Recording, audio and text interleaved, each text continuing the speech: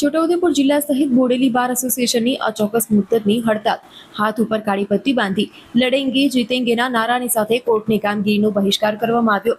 તો સાથે જ A4 સાઇઝના પેપરનો ફરજિયાત ઉપયોગ અને નક્કી કરાયેલા ફોન્ટમાં ટાઈપિંગની શરતનો વિરોધ કરવામાં આવ્યો.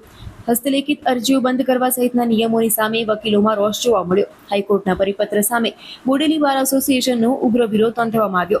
પરિપત્ર પરત નહીં ખેંચાય ત્યાં સુધી અચોક્કસ મુદ્દતની હડતાલ ચાલુ રાખવાની જાહેરાત કરવામાં આવી છે. બોડેલી બાર એસોસિએશન દ્વારા છોટાઉદેપુર જિલ્લો તથા બોડેલી બાર એસોસિએશન સમગ્ર ગુજરાત રાજ્યની અંદર નામદાર ગુજરાત હાઈકોર્ટે જે કોર્ટો અને તાલુકા કોર્ટોની અંદર જે પરિપત્ર 1/8ના રોજ અમલમાં મૂકવાની જાહેરાત કરી છે તેની સામે અગાઉ પણ વિરોધ થયો હતો અને અત્યારે પણ એનો વિરોધ કરવામાં આવી રહ્યો છે.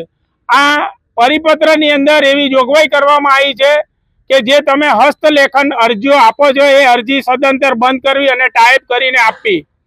સાથે સાથે A4 અને અમુક નક્કી કરેલા ફોન્ટમાં જ તમારે ટાઈપ કરીને આપવું. તો તાલુકાની જે કોર્ટો છે અને અમુક જિલ્લાની કોર્ટોની અંદર આ ફોન્ટ ઉપસ્થિત ના હોય અને બીજું કે આ ફોન્ટના લીધે ઘણી બધી મુશ્કેલીઓ તાલુકા કોર્ટોની અંદર વર્તાઈ રહી છે. એ જ અનુસંધાને આજે સમગ્ર રાજ્યની અંદર જે હડતાલ ચાલી રહી છે એને બોડેલી બાર એસોસિએશન આજ રોજ ટેકો આપે છે અને સમગ્ર ગુજરાત રાજ્યની અંદર જે હડતાલો અગાઉ જે કાર્યક્રમો નક્કી કરવામાં આવશે પ્રમાણે કાર્યક્રમો કરવામાં આવશે અને આ જ્યાં સુધી નામદાર ગુજરાત હાઈકોર્ટ આ પરિપત્ર પરત નહીં લે ત્યાં સુધી અચોક્કસ મુદતની હડતાલ બોડેલી બાર એસોસિએશન દ્વારા કરવાનું નક્કી કરેલ છે અને આગામી દિવસોની અંદર પણ બીજા અન્ય કાર્યક્રમો જે આપવાના થશે એ પણ અમે કાર્યક્રમો આપીશું.